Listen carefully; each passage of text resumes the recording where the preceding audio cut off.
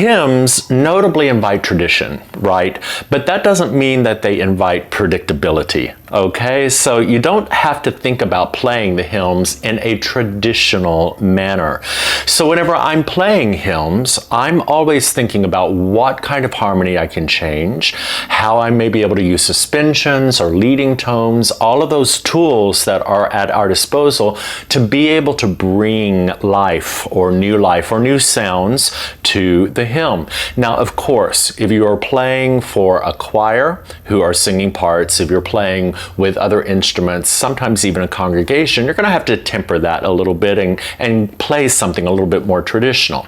But if you're playing solo, or if you're just playing some of this for a prelude or a background music, then you certainly want to feel free to improvise. So I'm going to talk about some of my favorite things to add into hymns and show you what I'm doing so that you can start thinking about how to change this. Now, Amazing Grace in this is in key of G, right?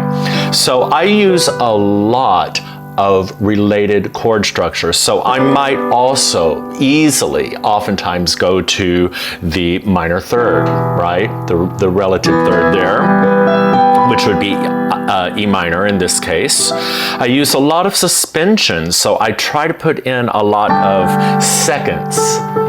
Hear that? Hear how crunchy that is? That creates a lot of tension and a lot of suspense. So I would use that particularly on the fifths. So oftentimes the fifths come in the middle of the song with some breath behind it. So if I use that on the fifth, I can actually sustain and suspend before I go to the pure fifth. I like to use a lot of augmented chords and diminished chords, right? So if I were to think in the beginning here about a little bit of a chord progression, I could go right to the first chord in the melody. I'll add in the seventh because we're going to go to here. I add in that A there just to give it some texture.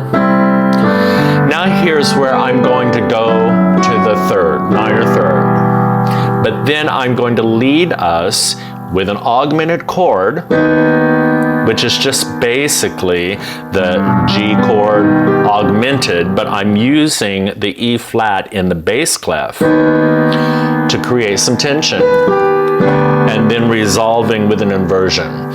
Then here, I'm going to add in that suspension there before I resolve that. Then I'm going to take us back to the one chord.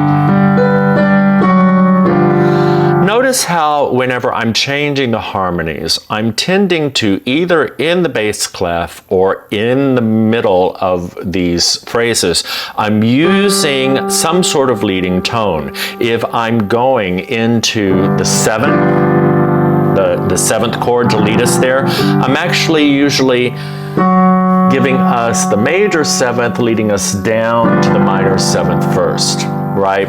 So you'll hear da, be, da, right?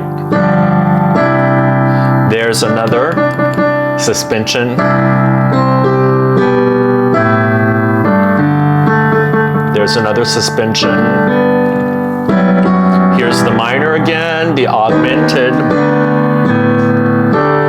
And of course, the suspension on the good old 4-1, amen, right? So if we think about putting some of those harmonies together,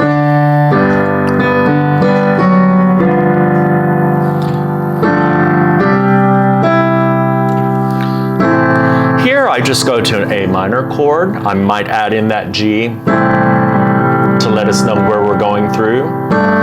Crunchy, a leading tone here on the beat going down to that minor chord. Now, the augmented chord, the inverted chord, the suspension to the fifth.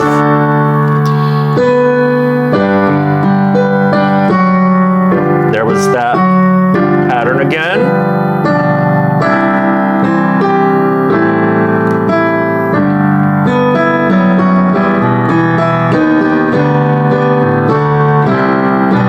So you see what I'm doing here. Now that's beside everything else that we've talked about. I'm giving you just the basic chord structure here, but you do see what I'm doing, how I'm constantly moving to a chord change that is not written, but I'm also adding in a lot of movement and suspensions, creating tension and creating movement in the song.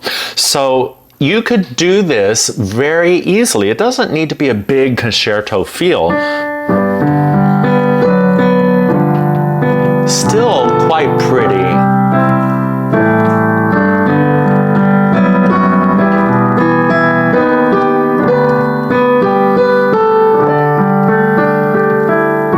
Pretty, yes.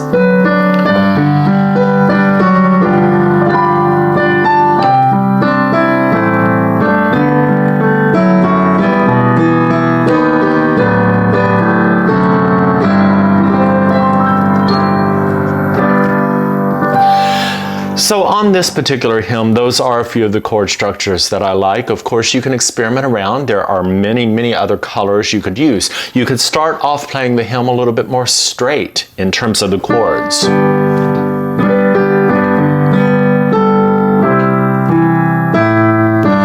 And just keep it simpler and then start adding in all those chord structures the second time around in a different way. You could add those in. There's lots of possibility here, but the main lessons from the 1 to the relative 3rd minor there, the augmented, which is a big one, the suspensions from the 5th there, using the relative or the A minor chord down from the 4th, using the 4th, and then of course just using every possible leading tone that you could use, right? And that, just those few ideas alone will definitely give you a different feel for this hymn and just about any other hymn.